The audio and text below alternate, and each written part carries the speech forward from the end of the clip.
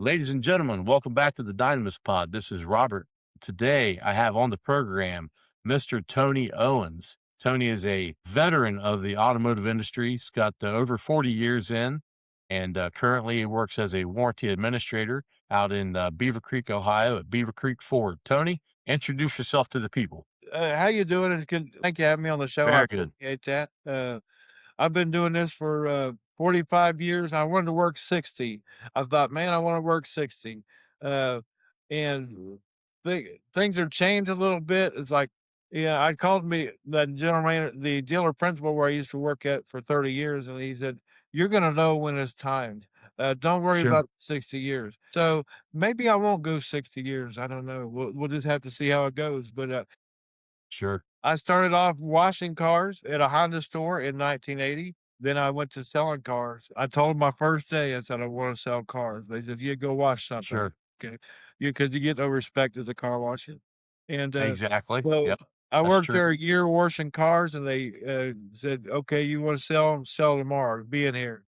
So my first day, they gave me a clipboard with an up card on it. There was no internet back then. Sure.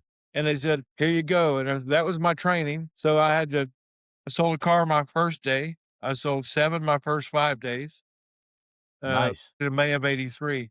I ended up being salesperson of the month that month, my first month, and I outsold everybody the whole year, and they had a 4-month head start on me. I enjoyed it. Uh, Sure. I always wanted to manage, and I said, "Hey, uh, I wanna manage." And they said, "Well, you'll have to stand in line." Performance was a big organization. And, I was watching other people get promoted, and I thought they said, "You're gonna have to walk the lot 5 more years if you wanna get promoted." And I thought, "Man, I sold cars in cowboy boots. I'm not walking the lot 5 more years." Remember that you had to take up Right. back then, there's no internet. Absolutely. So, I didn't wanna do that, so I got into fixed operations, and I've been in fixed operations ever since, and I love it. Ended up going to the Toyota store up there. I was a team leader. I ran a team and, worked on cars, did very well in that. I enjoyed it. I went to automotive school when I was in high school to Sure. learn to do machine shop. After that, I graduated, then I went to some automotive school. My wife, funny to say, 1976, she went to automotive trade school. It was very unusual back then, and, she was the only girl in the class, and, actually, she can work on cars today if she was healthy. So, Yep. from there, I ended up, going to Middletown and managed Middletown Ford. He bought another store. I managed parts service and body shop there. Sure. Was there 30 years. I enjoyed that, very much, and, it was a challenge, and I enjoyed it. Much different than Honda, but actually, after the first year, well, no, 3 months, I told the GM, I said, "Man, I'm going back to Honda." I quit. He goes, "Man, stick around." Now, you gotta remember Ford in uh, let's see, what, 1991, Ford wasn't making real good cars. I'm used to Honda. Hondas didn't break. They're great cars, but still are. Sure. He said, "They'll get better," and they did get better. They got much better, and, ended up there, was there 30 years, ended up leaving there, going to Wyoming, Wyoming, and I do. worked out there, loved that area, kinda remote, very different. From there, I went to collision estimator at a body shop in Cincinnati. I enjoyed that very much, very different. Yeah, that's definitely a different animal. Yeah. Then I went to Louisiana, I was there 6 months, and, then from there, I went back to the collision area, and for the last 7 years, I've been at the Ford store, and I do warranty administration, and the what got me involved in that is I did warranty, uh, in Middletown. The dealer principal had me wear a lot of hats. Sure. I wore a lot of hats, and one of them was warranty. So I ended up going to, Wyoming or Louisiana, and, they had a few warranty audits and were fixing to get warranty audited again. Yeah. And I told, the owner, I said, "I can do these warranty claims." He had somebody else do them. He goes, "No, no, don't do them. I want this guy to do them." Well, this guy was an expert. He knew auditors, he knew Ford people, Mhm. nobody better. I was a student of his while he did warranties for 7 months. I learned the Sure. stock manual forward, backwards, and actually, right now, what I like doing, one of the things I do is we have 8 service providers, and I get Mhm. approvals for all their Anything they need approved on, I get approvals, Sure. whether it be a warranty company, for recall headquarters, whatever. And Exactly. we have 30 technicians, and I do most of their paperwork for them. I know details, and I do most of that too. So Now I enjoy your that. service advisors, do they do the booking of the warranty stuff and then you do the administration side of it, or do you do all the booking also? I do the booking on some. I've done booking now 6 different places, and that's kind of a job in all of itself. That's a lot of stuff to get done during the day, a lot of data entry, a lot of searching for, labor codes, labor ops, and all that kind of stuff. Well, the thing is, I went to Cincinnati one time to apply down there when I left Middletown, and I told this guy, Mhm. the manager there, I said, he said, "You wanna do warranties?" And I said, "Yeah, I know the labor ops in my head." Because "There's no way." I said, "I do. Try me." He threw something at Yeah, me. you end up doing that. He threw something else at me up there. He said, "That's incredible." I said, "No, I've just done it for a long time." Exactly. No smarter than anybody else. You do it over and over again, and you get familiar with it. Becomes muscle memory, doesn't it? It does. These things stay in your head, and Ford's fairly easy. Ford's basic part and labor operations are usually the same. So, Sure. of course, you got diagnosis operations. You got to know how to use those. Not too bad once you get the hang of it. I've done for so long, and I enjoy doing it. My favorite part is I deal with young technicians a lot because I Sure. love young technicians. I try to guide them in the right direction. They don't ask me Exactly. to, but I just stick my 2 cents in. This is a Like, great.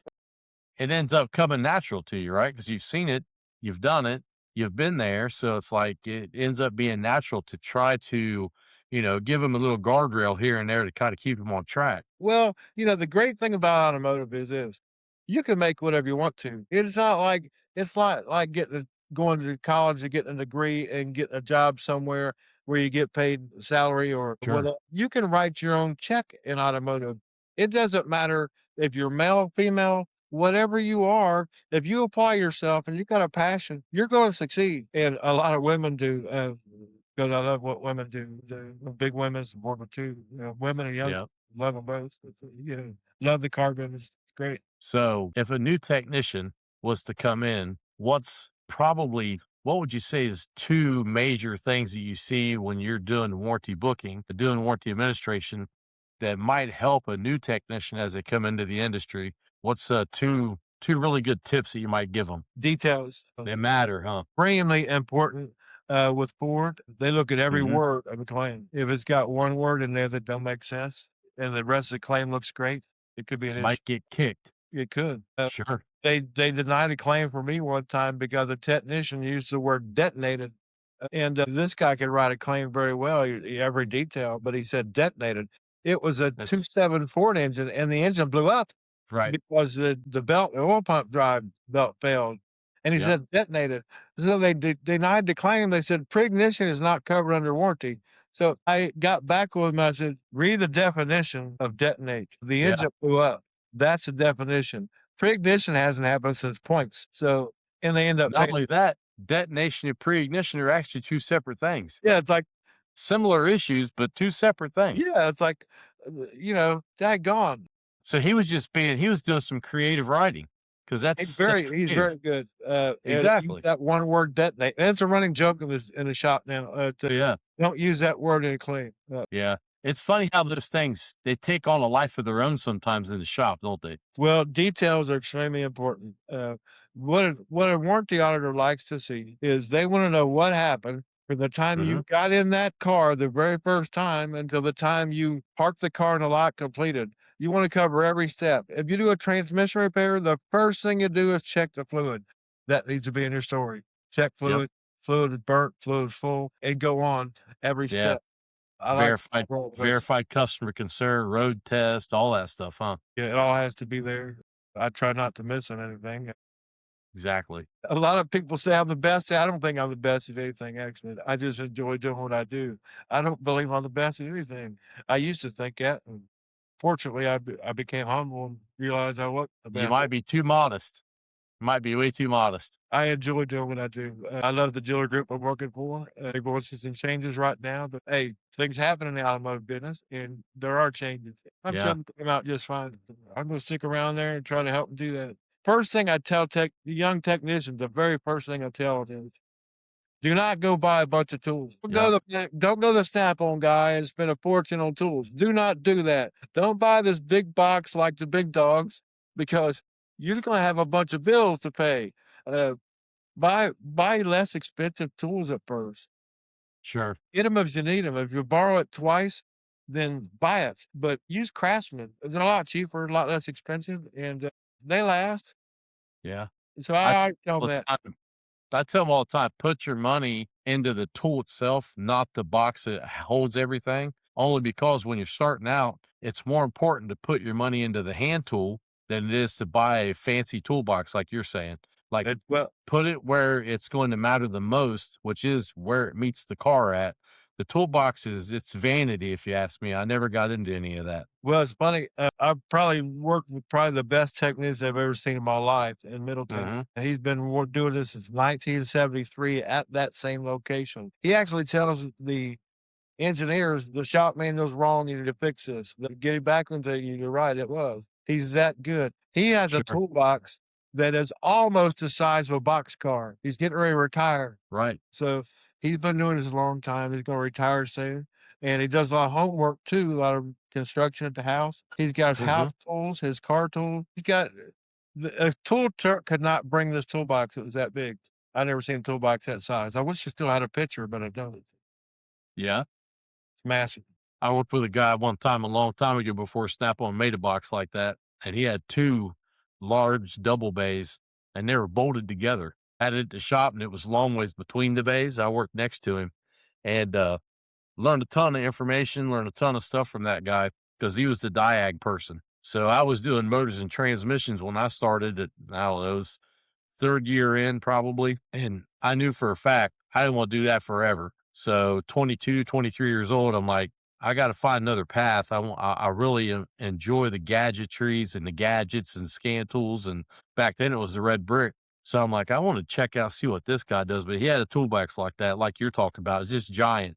Everyone's in the shop, of course, is like, oh, that toolbox down there is amazing. And it was. But like you said, for new technicians, it's coming up. It's not really the most important thing. I tell them all the time that toolbox, it's really meant to keep your peers out of it, no one else. Because if someone else wants in that, they take a torch to it. They cut the back of it off. Yep, They'll that's pull all right. your tools out of it. I tell them all the time, make sure you put extra insurance on your stuff Oh, yeah. because the shop You typically wanna has see if the it. But insurance is not good. yeah, and you might as well put it on there too because it's not very much. And inventory your stuff often. I tell them that all the time too, because if something ever happens and you have to put a claim in, you have to be able to prove what you're asking the insurance company to pay That for. Yes, great information. From what I understand, you are a pretty daggone amazing technician yourself. Well, I don't know if I go that I hear far. that. I hear I that. finally made master about 5 years ago. So my path was kind of strange, like coming up through with ASCs and stuff. The very first guy I ever worked for was named Tom Estep. He was a mentor, and I was kind of it was we don't call them apprenticeships anymore, but I was kind of an apprentice at the time. Yeah. And I worked there 2 years. I was lucky enough to work there under his tutelage, and then my cousin and another guy worked there that I grew up with. So it was like a family type of a thing. Really nice place, a little 4 bay Art Deco gas station is what it used to be. And the ASC stuff was like right out of the gate. Hey, I'm going to get you signed up for ASCs. And I'm like, I don't meet the requisite yet. He's like, I don't care about that. I'm signing a piece of paper. It's going to say you're going to go take some. So he signed me up for A1 and A8 right out of the gate. So I was like, okay. So I went and I took A1 and A8 same day, passed A1, failed A8, failed A8 by like 5 questions. So I'm like, okay. So I come back dejected. He's like, not a big deal. When you're able to do it again, go back and take it. So I think it was 3 months back then you had to wait because I think they did it once a quarter. It was on paper. It was in a college somewhere. It wasn't prometric and it wasn't on a computer. Yeah. And I went back and got that one. And then I went years before I ever got any more. Like it was maybe 5 years. And I was working at a little Goodyear store. And one of the guys had left, and in order to stay AAA affiliated, we had to have master status across the whole area in the shop. So that guy was leaving, and we needed to get electrical and electronics. We had to get automatic transmission. We had to get manual gearbox because that guy had all those. So I had to go and take those. I took all 3 of those in one day and passed them. So I got those 3. So then I had 5, but I had 5 again, the same thing. I had 5 for probably maybe 5 more years. And then during COVID, I was ended up running my own business, and I'm like, I just want to do it, get master status. So I went back and recerted after being a manager and doing all this service director stuff. Went back out and went and got them. And like I said, I don't know if I would say I was a great technician. However, I did try to put what you were just talking about, detail into the job, try to make the job as best as possible, try to do a good job for the customer, that type of stuff. Well, customers see the invoice, so yeah, it needs to Yeah. be good. It needs to be good. Customers need to clearly understand when they see the invoice what was done Yeah. at the car and be very professional about it. Extremely important. So you're in the shop sometimes, I'm sure, because you're doing warranty administration. You get out there and you talk to the techs. What's All the time. how many times do you end up seeing them like actually have to talk to the general public? Because this is something I tell them a lot. Like you need to work on how you speak, what you say, the words that you use. All these things are important in the industry because there is a time coming that you're going to have to end up probably talking to a customer at some point. Well, a lot of techs don't like doing that. No, and I totally understand that. Well, a lot of techs aren't people. There are some that are, Right. some aren't. Some guys, they just don't wanna talk to people. Sure. So you try to keep that at minimum with those people. There's always coaching that goes on, Sure. explain if somebody doesn't like doing it, definitely you wanna keep them out of that situation as much as possible, but there are Right. techs like talking to or customers love talking to technicians. They love video inspections. We do those, Yes. and, they do a lot of those, and they're very good. That's required at BMW now. Has been for years from what I know, but it's required, so they have to do it. We require it where we are. Ford doesn't Yep. require they prefer it, but they don't push you. Now, Yes. our organization requires it, and, I think it's very good. Do you know who you guys use for that? Is it like My Karma or who is it? We use Tekion as our DMS, and Okay. Tekion does pretty much everything. You can put pictures on there, you can do everything on Tekion. I got you. Tekion's a very good DMS. Kinda When I quirky, was at but very good. Yeah. When I was at Jag and River, we used the AutoPoint by Solera was the company that we used for that type of stuff. Now, we didn't do the actual DVIs, but, we were able to attach a lot of photographs and that kind of stuff when we needed. So that was a pretty good system that we used. I liked it. But Techion, that's how long I've been out of this. I'm not even familiar with that. Back to when I was doing it, it was CDK, of course. It was Reynolds and Reynolds, and then it was Dealer Track was just kind of coming in, starting to grab up everybody's crumbs. Yeah. And I used those 3 at some point across. I take that back. I'd only ever heard of Reynolds and Reynolds and seen maybe the pop up screen, and that's all I ever dealt with Reynolds and Reynolds. Luckily, every place I ever worked at was either Dealer Track or CDK, and CDK was the longest. I think I worked with CDK about 6.5 or 7 years. Reynolds Ignite is pretty daggone good. Is it? CDK has updated theirs a lot. No, we Sure. don't use CDK anymore, but, I understand CDK is pretty daggone good too, and they Yeah. support students at Northwood University, so I love that too. Okay. But, yeah. Someone's got to. Well, they do. That's a big deal. Tekion is very, very good. In fact, we started Tekion the day we started, there were 8 people in our dealership training the first day. There were people everywhere. You Nice. had lots of support. Not one of these, "How do we do this?" There was always somebody right there. Very Sure. good, great DMS. Love it. They're all You good. just mentioned you just mentioned CDK kind of stepping up and taking care of like making sure that they support students and scholarship, making sure that people are doing stuff out there in the world and training them. I always say a lot. People ask about the automotive industry, like, what's the future of it? And I've been very critical of the actual ownership, the dealer principles, and all that kind of stuff. Because my thought was always, why aren't we actually stepping up and taking care of what's going to happen? Why don't we volunteer to go talk at a middle school or a high school, even if we're just a technician or even if we're just a dealer principal or somebody at the dealer, on the level, somebody at a Goodyear store like I used to work at, anything, try to help out, try to push the industry and try to show them that there's these other things out there, these other avenues that they can do and make a good living. and it's definitely needed. So We I've always said that we're support our own worst enemy. we support our local, trade school, and, we That's hire awesome. people there. We've had some visitors. We've had the entire class there several times. They Very toured nice. the shop. It's a show place. The shop is a show place. We just Sure. remodeled. Yeah. It just went through renovation, right? Yeah, we just built a massive fleet shop. We do a lot of heavy trucks. Nice. Got the best of everything. The absolute best. It's got our tire changer I've only heard of. I've seen it, and it's like, it'll put a tire on there. You don't have to do anything. You just put the wheel there and the tire there, and it does it all. It does it all to press a button.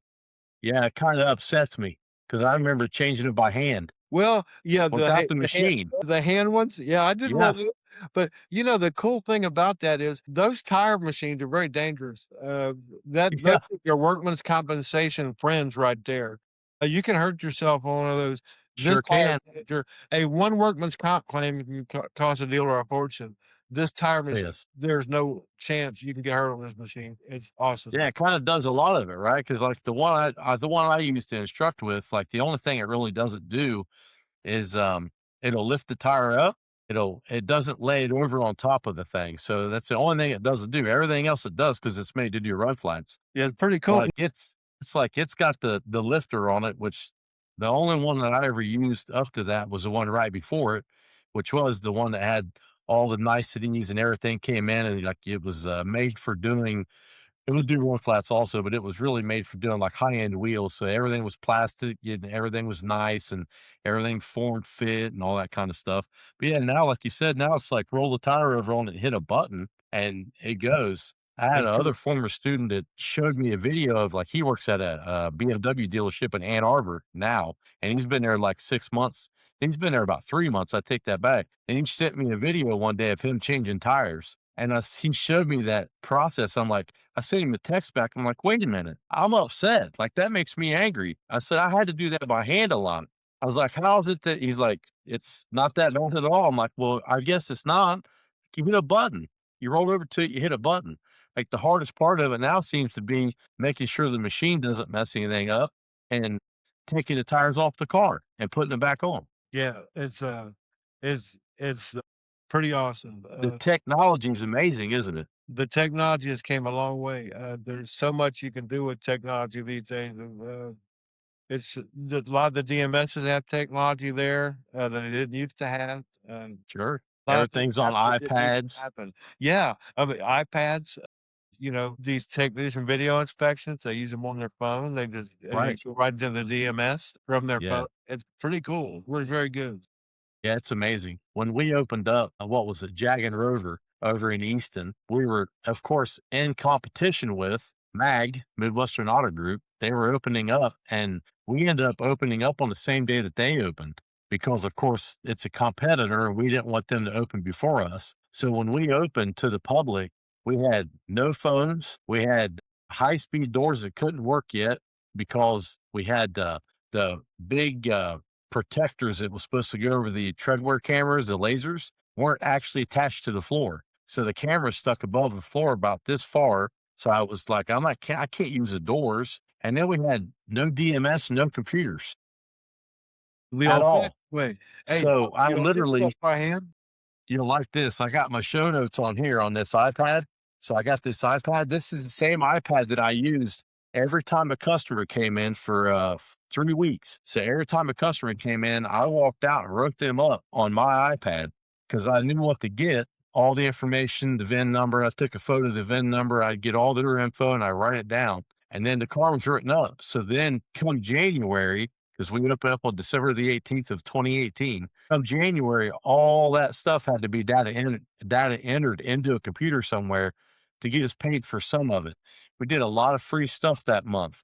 But the iPad thing is amazing that they can do that. Now they just go out there and write the car up and way better than it used to be. Well, when I started at Middletown, we were doing things by hand. Of course, it's been a while back, Yeah, and I clipboard. came up with a dispatch system in my head because I had to. We didn't have computers then, Sure. and I had technicians doing 160% efficiency straight across the board with my dispatch system. I'm trying to get that thing in a computer right now so I can make it, Yeah. but I'm not that smart.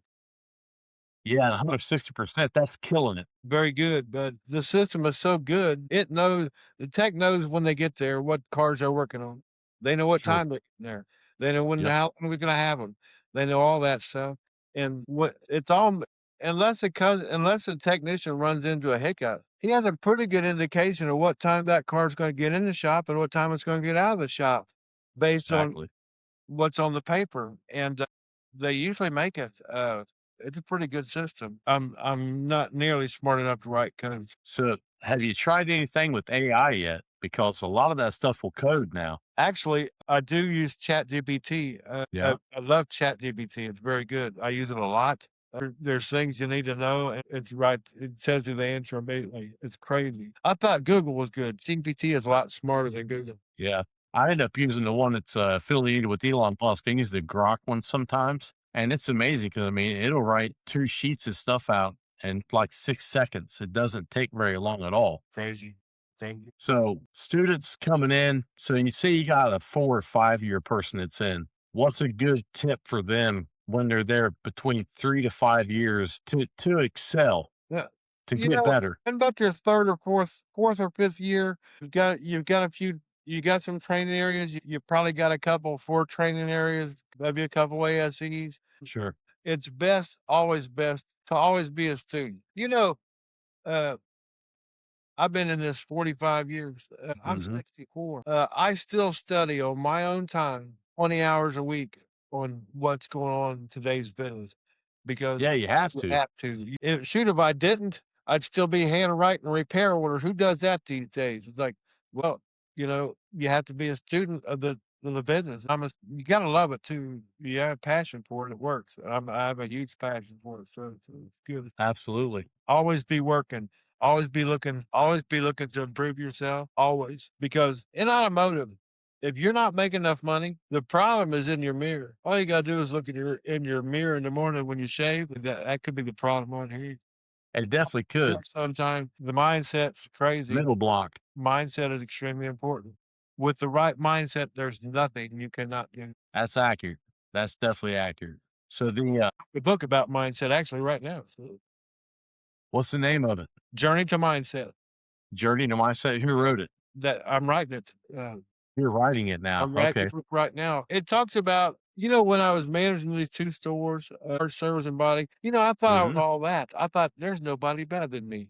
I actually believed that. You couldn't speak to me. I was too good for you. Uh, Sure. then all these things happen. All of a sudden, my life changed, and then I got humble. It's like, wait a minute. There's a lot of people better than you, man. Now I look at things that way. I'm not better than anybody. I'm not the best at anything. I just love what I do. You have to inspire people. You have to be an inspiration. People need inspiration these days. People need positivity. And I try to do that as much as I can. Absolutely. So when I reached out to you, you and I have probably talked at least back and forth or made some comments here and there since LinkedIn. So it's been about 5 to 7 years, I would say, because it's been about 7 or 8 years ago that I was on LinkedIn. And once I got the position at Wyotech and I was, instructing, I was happy doing what I was doing. I'd gotten to the place where I was, instructing students in the automotive industry. So I got sick and tired of being reached out to all the time by recruiters. So I just kind of went away from all of it. But you and I have known each other quite a long time. Yeah. And you're over at Beaver Creek, which is not very far from where I grew up in Ohio, in central Ohio, and my wife and I both. But we was trying to get you onto the program. You had asked, like, why me?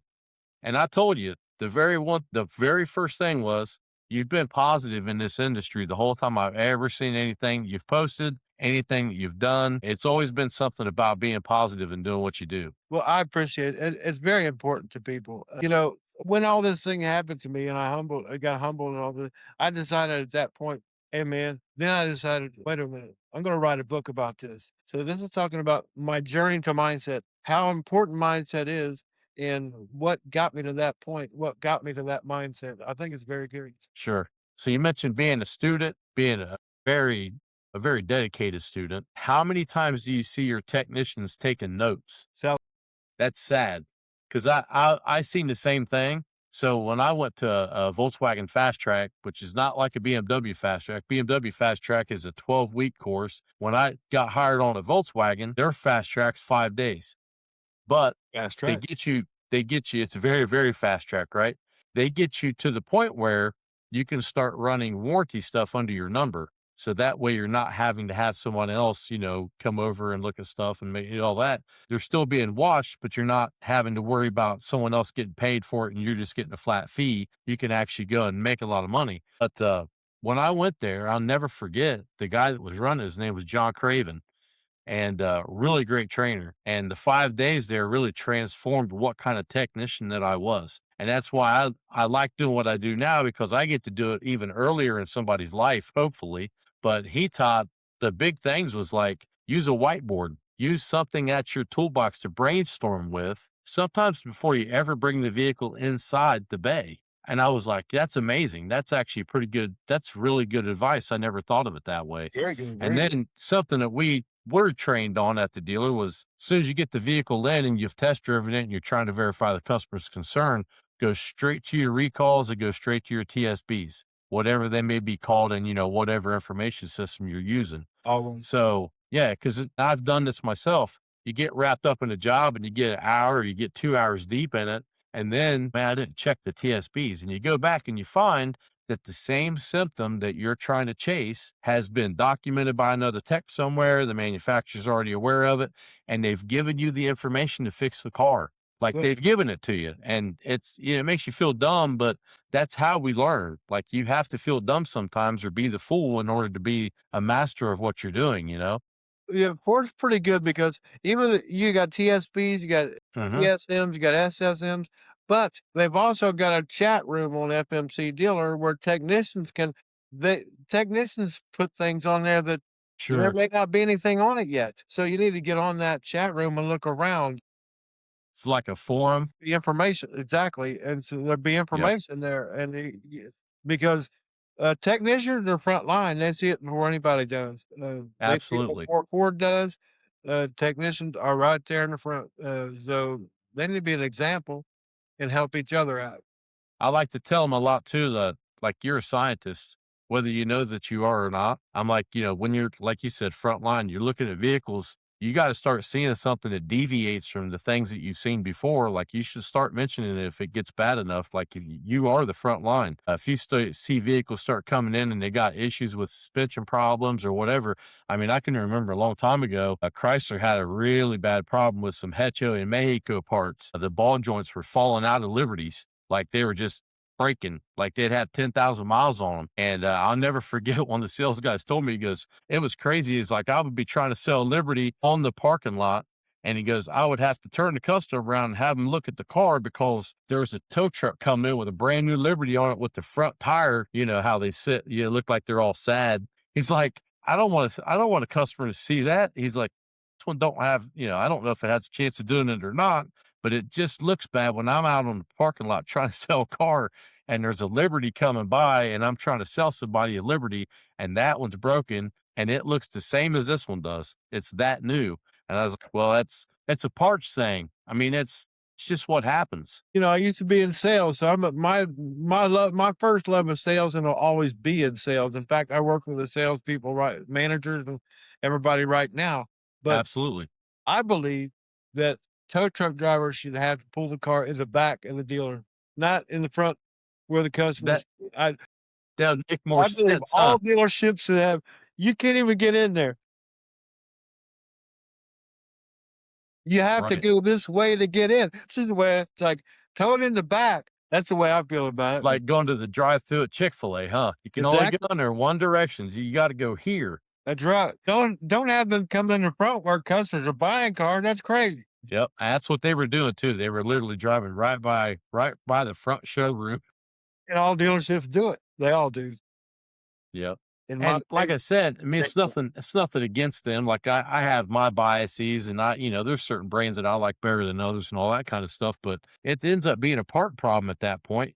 Sometimes you have part problems. It's just, it don't matter necessarily even where they're built at sometimes. It's just you get them and the vehicles just break. Yeah. So, and sadly, it happens. I can't tell you. I mean, I tell students sometimes, like I had a Jaguar that came in.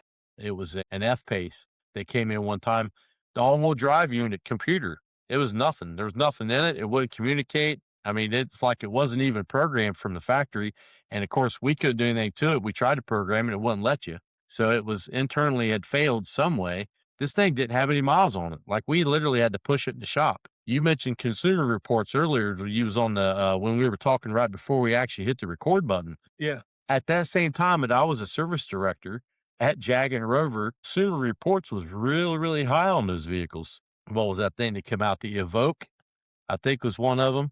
I can't remember the even name of it, but it was they were not that great. And Consumer Reports is like, "Oh, yeah, Land Rover and all these cars, these are the ones that you want." And to be honest, every product I've ever worked with, that was probably the bottom of the barrel because I'm a we big had all kinds Jaguar of fan. problems with them. Love Jaguar. Big Jaguar fan. Which one? The old ones? Any of them. In fact, I'm a two-door coupe guy, so the two-door Yep. convertible car, big long car, forget what it is, big long car, two-door convertible, uh, The old Vanderplas. probably well, let's see, this has probably been, 20 2020 maybe. Okay. That's a little newer. Yeah, and I actually sold some of them old Jags, sold 62, Jag when I was selling cars, a pretty cool car. Weird deal, Yeah. back door open uh, uh, like a cupboard door. Oh, Right. Like a Gullwing. yeah, yeah, yeah, big Yep. Jaguar fan though, big Jaguar fan, love them. Haven't had I know, but I've owned on 479 cars in my lifetime. That's a lot. I've never owned a Jaguar yet, but I'm Yet. get there. So, when I get to Well, 500, maybe that'll be 500. as a technician, I just remember working on that stuff, and there was a Earth, positive Earth, and all this other stuff that they had. It was totally different than anything that we had over here in the states. Like they were just plagued by electrical issues forever. Oh, yeah. Like they always had issues with it, and no matter what it was, it just had electric. We always said they had gremlins. Like these cars got a lot of gremlins. But in later years, like when I was working with them, we could get parts for them. Like I had at one time I had 133 open ROs, I think, on those cars and couldn't close them. Yeah, Like I was Ranger waiting on parts Ranger for was all of been them. like that too.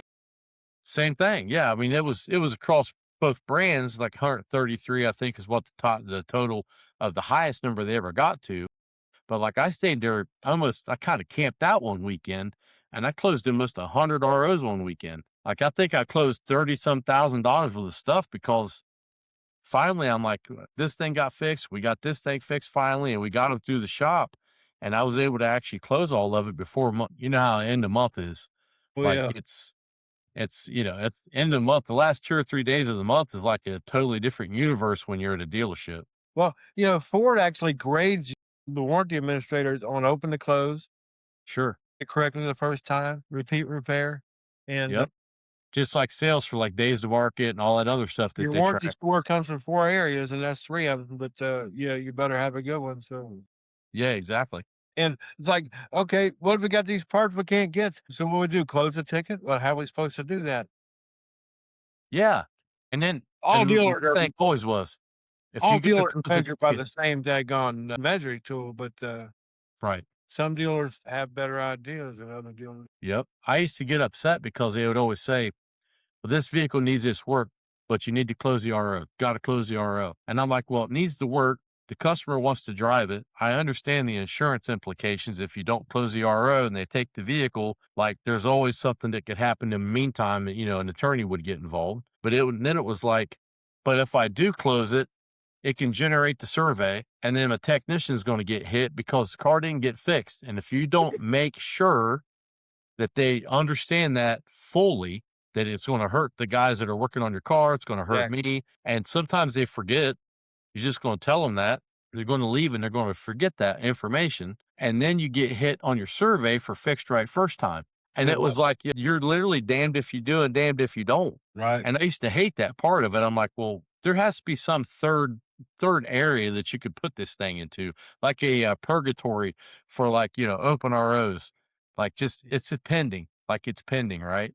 Well It's crazy how they do it. There's all the different ways. Service is measured here, parts is measured here. They're all Yep. measured. It's like, man, a lot of times they don't agree. You got Right. a one place is gonna cause a problem here. You don't have a problem here, it's gonna cause a problem there. So talking on performance to a technician, you mentioned earlier about efficiencies, and that's something I talk about. I wouldn't say I push it really hard because, I'm training people that are getting ready to get into the industry and they're going to be entry level. And for the most part, they have mentors for between 12 months to possibly 2 years, that kind of thing. But the efficiency side of things, and as a technician working out in the shop, what's some of the things that you see that technicians do, maybe pitfalls, maybe somewhere where they get snagged on something that kind of holds them back? What would you That's say that would be? an easy one for me. Here's the thing. This is kinda on the subject, but Hmm. you give a technician what they're capable of doing. Whatever their strong point is, you keep feeding them that over and you put a guy in a position to win. Don't give him a car he can't fix. Some a car Right. sometimes you're gonna get that, but as a rule, give them something they're good at. Whoever the best guy in the shop is at that needs that. I Yes. thought this was an accident. I had a technician I hired, he was a truck driver. He was like a 52, never Hmm. worked on cars in his life, but he lost his truck driving job. He came in one change oil. Yep. Wasn't a real smart guy, but a pretty polite guy. So I thought, well, I'll give him a chance. A good oil changer, didn't do too bad. But the other technicians did not respect him because he was a 50-year-old new guy. It's like, who's going to respect this guy? Well, here's Sure. what happened one day. I found this out by accident. Ford has door latch recalls. Now, you put in door latches on 100,000 cars, I think, well, a whole lot more than that. But Sure. I had nobody to work on this car. No, there was nobody. Nobody. It's getting late. It's Friday. I thought, man, what am I gonna do? Yep. He was the only guy I had. I gave him this box of latches. I said, "Can you put these in this car?" He said, "I can put them in there." He had them latches done in half the flat rate time. Yep. And I said, "You done with that car?" "Yeah, I'm done with it." I said, "Let me check it." All the doors worked, everything fine. I said, "That's pretty daggone good." I said, "I got line techs that can't do them that fast." And, Yeah. he became my door latch guy. That's all he did for the next 5 years. He was doing 70 hours a week, had to respect the technicians, doing door Yep. latches because that was his strength. You gotta find that strength and hone in on it. Let the guy put him in a position to win. This guy wasn't a smart man, but he had great hands. Yep. Took advantage of them hands. I found that out by accident. So that's a big Yeah. deal. And sometimes that's the way it goes. Know your technicians. I Know your always tech. like to give C level work to C level technicians, B level to B, A's to A's. But then also every now and again, what I was always trying to do was if a guy's really good at something, that's wonderful. But I want to give him one or two jobs a week that moves him out of that comfort zone and moves him into, what's been called now the zone of proximal development. Like I want to get his 1 foot in chaos and 1 foot in what he knows, kind of like Dr. Peterson talks about a lot, to get them to get better at what they do and to broaden the horizon a little bit. Because if they do that, they can get better at what they do. They might be able to move even further up the line and make more money for for themselves, their families, and for the community. Well, that's funny you should mention that because, I got all these techs doing all this, turning all these hours. They're doing great because everybody's Hmm. doing what, and they're happy. A tech Yes.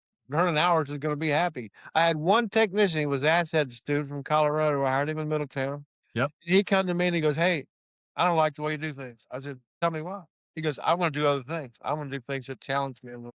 And I told him, I said, "Well, you're making money now." He goes, "I'm making money now, but I'm not getting better." Sure. Man, he's right, and I learned some hey, I listened and ended up doing that. I ended up being a master technician, very good one, but, and left to go to FedEx to work on vehicles because it's a union job. But, Sure. a good technician, great man, and, I listened to him. You gotta listen to your people. What one guy need if you got 15 people, you manage 15 ways. It depends on each everybody has their strengths and weaknesses, what they like, they don't like. You gotta Sure. know every person and manage them the way they want. Accordingly. You have the same criteria. I mean, you got the same rules for technicians and for people that work with you, but you manage them differently. You adhere to the same rules, but you Sure. handle them differently, and it works. I So found you're that out. probably You probably got deep into the Dave Anderson training, I would guess. Jermaine actually uses, Dave Aaron quite a bit. Seen a So lot. when I was there, you had to be Diamond Elite certified, which I got in about 3 months. So I was staying up late and watching them and taking all the, quizzes and stuff. And I remember Scott Morrison told me one time, he said, I don't want you doing them that fast. I said, why not? He goes, well, I'd rather you do them slower and get more out of it and understand all of it. And I said, have you seen my grades on them? He's like, yeah, I seen it. I said, I'm getting it. I said, I understand it. So I had like 96% was my average for all of them. And he's like, what about this? So I answered it. What about this thing? I answered it. He's like, all right, then that's fine. But what I was getting at with the Dave Anderson training is like, he talks about in there about rewards systems for your salespeople is mostly sales side, but same thing with service. Like you're selling cars, but you're selling them one piece at a time. I like to tell people it's an uphill battle. It's not like an adrenaline sale, like a new car or used car sale is to somebody. That is an uphill battle, but the whole thing with like being able to flip on a dime, do that job, figure the car out, get it out, get it out of the shop is like all that training comes in handy with everything else that you do. So Diamond Elite Certified is like, I think it's 130 hours worth of training that you have to have. But he always talked about in there, you have to manage people differently. Like you don't like, I'm sure you've heard of 5 Car Fred. Because I was going to mention 5 Car Fred earlier when you said that. Because I was like, you wouldn't have 5 Car Fred the first week, sell 7 cars. I was going to ask you too, did you get your tie cut off? You I do actually did, GP? yeah. I still have my cut tie from See, 1980. Yeah, I still have it. see, that's an enthusiast. That's somebody that is sentimental and really loves the industry to keep that tie, still have it. Well, now they don't even wear ties, but hey, it's pretty cool. You get to walk around and tell them, well, back in my day, Yeah, it was pretty cool. I enjoyed it. I enjoy everything about the car business, everything. I love going to work every day. I love doing what I do every day. I love technicians. I love everything in a dealership. I do. I've done everything except finance and GM. I yeah. haven't done that yet, but that's on my plans. Nobody wants a fix op's got to be a GM. We don't know anything. So Sadly, that's true. That's how they view it a lot of times. I've seen that. they do, and fixed ops is carrying the dealerships right now. Sales are struggling. Fixed ops is where it's at. Well, and the way they have it structured, they always tell you like it's fixed ops is, 100%. We got to get 100% absorption. That's like, I used to always say, like, wait a minute, aren't you guys supposed to carry your weight too? Like, that's crazy. And then they get upset because they say, well, the place is siloed. Well, of course it's siloed. My dealer principal in Middletown had 3 master's degrees in Yeah. mathematics. He's the smartest man I ever met. Not a real good people person, extremely smart, smartest man I ever met. I met him on a daily basis, every day, sometimes 2 or 3 times a day. We went over accounting, we went over the statements. I know the statement better than most general managers and know how to work it. But what do I'm a fixed ops guy. So, Well, they don't so understand that that you live inside of a profit and loss sheet every day. every day. I looked I at it mean, every day. if you're forecasting anything, like it's into formulas, that's where all of it's at. You just keep adding your numbers in and you look and you see where you're going to be at. It's funny. We did yearly forecasting in Middletown, and at the end of the year, we'd You have say this big, yearly? we did monthly and yearly. So we did it. Okay, I was going to say, holy cow, just Uh, every year. I did 12 forecasts and a final forecast for the year. A 1 year, this will blow your mind. It blows my. I just can't believe I did that myself because it was an accident. I didn't do this on purpose. I was within of my forecasted yearly. Yeah, what it was going to be. He said, "I can't believe you did that." I said, "Hey, man," I said, "Well, I was telling you, I was just saying that it was an accident. I didn't do that on purpose. Right. It was an educated guess. I had to go by experience, but it's like, And when the numbers get large, like that's probably less than a couple percentage. Like it's probably less than 1%, right? $20,000. yeah, oh yeah, it was pretty crazy, and that was after expenses and everything. I mean, bottom line, and I hit it within 20,000 in a year. Yeah. It was an accident. I still say it was an accident. I don't take credit for. Still being too modest. Being too modest, Tony. Yeah, but, fix ops guys, what do they know about, running a dealership? Nothing. Well, there's something to, I'm gonna like stop. I was saying, like the profit and loss thing, right? Like for me, it's always been if you understand all of that and you can do the people person type of thing, like you can live in both worlds. Like you don't have to be in one area or the other. It's not an either or problem at that point. It's like let someone that does fixed ops, let them go and try it. I mean, just I mentioned Scott Morrison. He ran Mercedes Benz and won awards for Mercedes Benz. He was a fixed ops guy. He was not in sales. Like they hired him and moved him from fixed operations because he'd done a great job there doing, like 4 or 5 rooftops at the time.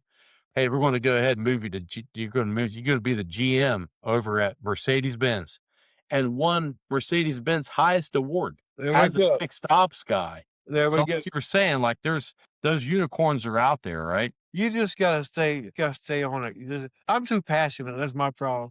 My wife looks at me like, "You studying again?" It's like, "Yeah, yeah." Yeah. I'm always doing something, reading something, so, because I just like to know things. It may come in handy someday. Maybe I'll never use it. Maybe I will. Right. How many books you read? How many books you read a year? About 9. That's pretty good.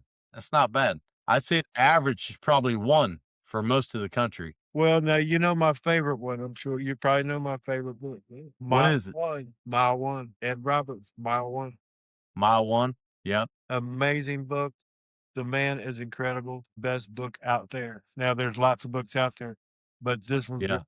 talks the great thing about that is Ed's in the automotive business, of course, but, Yep. anybody can read this book, no matter what business they're in, and succeed, because it's not just about the automotive business, it's about succeeding. Things you have to Exactly. do, things you have to say, things you have to think, tips, sensational book. Yeah, I can say I've never read it. However, I'm familiar with Ed Roberts because I've been on a couple panels with Ed Roberts for fixoffsroundtable.com Yeah, with Ted Ings and can't go away and get off of this program without giving Ted a shout out because that's another way that you and I kind of know each other because we've been on and off these different panels for fixoffsroundtable.com. I And love it's Phil too. funny when students or people that see some of these podcasts are like, well, how long have you done that? And when did all this start? I'm like, well, I've done my own since last June. But like I've been on some other podcasts before that when I was, doing LinkedIn. And they're like, well, what are they? And I tell them, then they go watch them. And they're like, holy cow, you look completely different. You act different. And I'm like, well, yeah, I'm kind of a different person now. I've grown, I've evolved, I've done more stuff. Sure. I said, but like that's where I got started at. Like I hold a that holds a spot in my heart because of that. That's where I got all that start and got some traction to actually be able to open a podcast up and do it. But Ted's been instrumental. Ed definitely has been instrumental. I had Mark Mickens on. Mark's is his Mark Hoff, episodes out there. I met Yeah, Mark at the Northwood at an event there. sure. Yeah, he's a great guy, and I really enjoy a lot of his posts on, like, the Facebook stuff too because, he does a lot with thoroughbreds Oh, and yeah. thoroughbred racing, and I didn't even get a chance to bring that up when we were talking because I used to help a guy run horses on the weekends. We would take him down to West Virginia, down to, the racetrack, and we would walk him out of the trailers and take him into the paddock area and then hand him off to some other horseman, and they would, make sure that they were taken care of till the jockey got on them, and then sometimes we turn around and take them back home at 3 or 4 o'clock in the morning and get back to Ohio sun up. Is wild. That my whole family does horses. No kidding. My uncles, my cousins. My dad didn't. He drove a truck and wasn't Sure. into horses. He owned one, and it wasn't The much. whole thing's fascinating to me. Dad bought the back of that horse, but Dad bought half of that horse. I think he bought the back half. Hey, Right. my cousins do very well at it. In fact, one of them's doing extremely well at it. But yeah, I love horse racing. There's definitely good money in it. You gotta have multiples. You gotta kinda be a trainer, it looks like from what I was able to see, being able to peer inside of that world for a little bit, but there's definitely money in it. Well, I my mean cousin used to be a trainer before he went sure. further up into it, and he was a pretty daggone good one. So he's done pretty well with it. You ever see anybody swim one of those horses? Swim No, a thoroughbred? no, You can see terror in those horses' eyes. They freak out. But it's like the best cardio that they can get because they literally do it for they usually only swim about a minute, minute and a half, yeah. and pull them right back out of the water, and then you kinda, dress them down, get them all set back up, and get them back in the stall.